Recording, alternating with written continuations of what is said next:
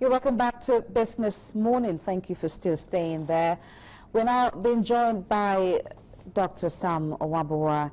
He is the former Director General for the National former chairman of the Economic Summit Group, and he is the founder, Sam Owabowa Foundation for Economic Empowerment. Thank you for coming on the program. We were talking about entrepreneurship.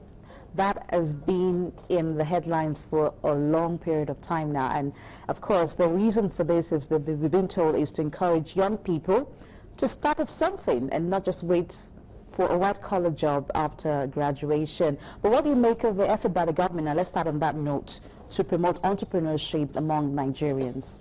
Well, I think it's something that we applaud, because I think eventually it has dawned on everybody that what will grow this economy, what will cause wealth creation, reduction in poverty, is a lot more people being involved in the process of wealth creation so that they can satisfy their own needs and solve society's problem.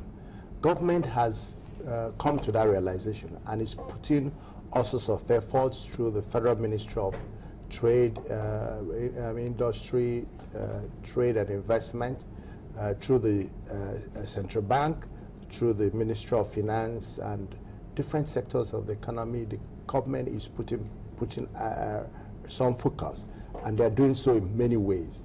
One way that I think has been fairly well received is in the area of making access to funding, financing a little bit easier, because it's a major issue for entrepreneurs in this country. Of course, the issue of trying to reduce the cost of doing business is still an area government is driving, but we haven't quite reached there. We still have high cost of doing business, which therefore sometimes makes it a little bit difficult for young entrepreneurs to survive competition. I know that's one area of interest to many entrepreneurs has to do with funding, and we've seen various instruments being rolled out to enable our young people to get some kind of access to funding. And of course, the latest is the 220 billion MSME fund. What do you make of this? Well, that is very, very commendable.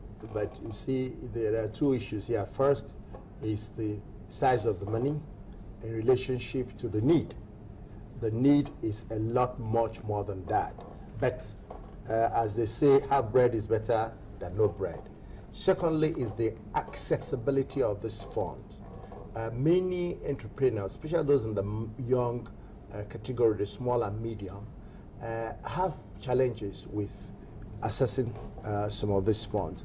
And it happens because of two reasons. First is inadequate knowledge and understanding of what is required. Two is also the method of the way the businesses are structured. Because to access funding, there must be a minimum structure, a minimum corporate governance levels, a minimum level of transparency, and meeting the requirements for banks to trust that if they give you the money, you will apply it to the right objective.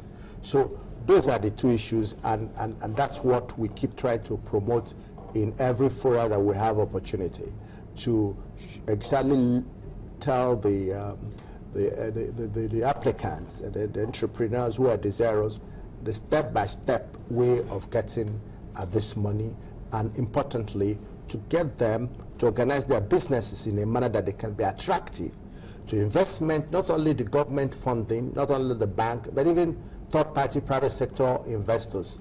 They need to make themselves attractive, and thereafter to run their businesses according to the norms, according to the principles of business management, and also according to a certain level of ethical conduct, because these are the things that make every business attractive to, is it funding from the banks or funding from the equity side. Okay, I'd like us to talk about entrepreneurship and innovation. Yeah. How innovative are our entrepreneurs? Well, this is an area I think we have a challenge as a country. You know, if you go to the United States of America or some of this developed world and look at their top 10, top 50 businesses, the kind of things they're doing, and you look at ours, you find that there's a difference. The difference is that they have achieved certain level of accomplishments. They've met certain needs.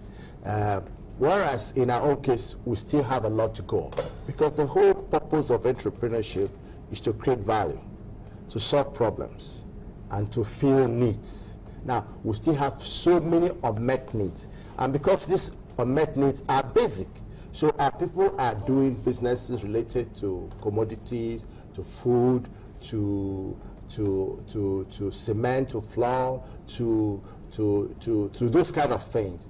They are commodity in a number of ways. Now, innovation is coming, and it's coming in the area of information technology, in the new area of robotics, in the new area of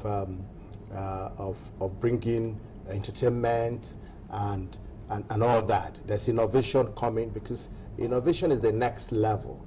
The moment you get to deal with those basic needs, then you begin to innovate, to make what you have better, or find better ways of doing the same thing. So that's what we're promoting, because that is where value comes at much more level of productivity. For quantum of investment, you get a higher value when you're an innovative side. But if you are still on the rudimentary, trying to meet basic needs, you have to struggle a lot more to get return. So we are promoting both, and luckily the younger elements of the entrepreneurial landscape are more amenable to innovation because of the thinking and the leverage that information technology and robotics and technology have brought, whereby technology, information have merged, and today you can leverage on several processes and programs even from the distance. I was just going to ask you, how equipped are entrepreneurs in this area of being innovative? Because, like I said, it's the next level. Yeah. How equipped are they to move on to that next level, to bring about innovative ideas and execute them?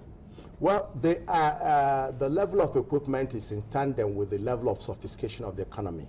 The economy is growing. Its level of sophistication is still not optimum, but it is coming on. And because of that, the level of equipment, the level of technology required to pursue innovation is also getting better. And that's one of the reasons why we are saying, whereas it's good to, have entrepreneurial skills, where it's good to promote creating wealth, it's also important to leverage that creation so that our productivity can climb up, our total national GDP can grow. And as long as that GDP is growing, it means that more wealth is being produced, which per capita will become bigger. Because if it's not big enough, then many people will not get appropriate shares, and that can not elevate the poverty problem that we're, reduce the poverty problem that we're looking with. So creativity, innovation is something that we need to put a lot more focus on. The world over, we've been told that small businesses contribute the most to the growth of the economies around the world. For those developed economies, the Asian tigers, we've seen how they've been able to concentrate on the small businesses, or to medium-sized entrepreneurs, to be able to grow the economy. And in line with the fact that we're seeing challenges in the global economy, oil prices are falling, how important is entrepreneurship for our economy to be able to drive it to the level that we can be self-sustaining? Exactly, you've hit the nail at the head, because some of our efforts and initiatives in these times are directed to addressing that issue. That issue is that we must increase our non-oil productivity, an unoil component of our economy. A lot of effort is being done to diversify the economy, but it hasn't, until recently, it hadn't shown that level of significance. And today, that's the focus. How do we leverage on non-oil? And even within the oil, the hydrocarbon chain, there are a lot of things we can do beyond producing PMS, kerosene, and diesel. There are a lot of derivatives in the area of hydrocarbons, petrochemicals, that require entrepreneurs to take advantage, down the chain through the hydrocarbons. Is it carbon black? Is it polyethylene, polystyrene, and all those things that we're seeing in Dorama do in Port Harcourt, and a few petrochemical plants that are showing up. So entrepreneurship is it. We do not want people to go around looking for jobs anymore. People should be able to create jobs. And we have found that that is more rewarding. It's more fulfilling. It enables you, utilize your potentials, maximize them. I don't say it's not okay for people to work, but if you can't really find work, then create one. And like I keep telling people, the moment you acquire the entrepreneurial paradigm, which is that state of mind that keeps enabling you asking those 3 questions. If I walk into the studio and I'm asking those 3 questions, is there a need to fill here? Is there a problem I can solve here? Is there a value I can create? By the time I ask those 3 questions, I'm going to find something to do. Okay? One may be more paying than the other, but I would at least be doing something than just hanging around and saying, I have no work, I left school 5 years ago, and nobody has employed me. I think that is gone. And I think that's why government is also starting to change that paradigm. We're beginning to get people in even primary, secondary, and importantly in the universities to begin to acquire this entrepreneurial mindset so that they come out and be creators of wealth. That's what we're pursuing, and government needs to keep supporting every effort to ensure that this happens. There was time we thought government was to produce the jobs, but that has not happened. We have found that it was oil and the financial sector to produce the jobs, but it's not sustainable. Therefore, Nigerians have to look for the different sectors of the economy where they can add value. And this is a country brimming with opportunities. The Koreans, the Indians, the Chinese, they walk into this country with a briefcase, and they begin to make a lot of money. In this same country where people say nothing can be done, there's no business, everything is bad. In this country. And that's why we are looking for opportunities for those who've been successful.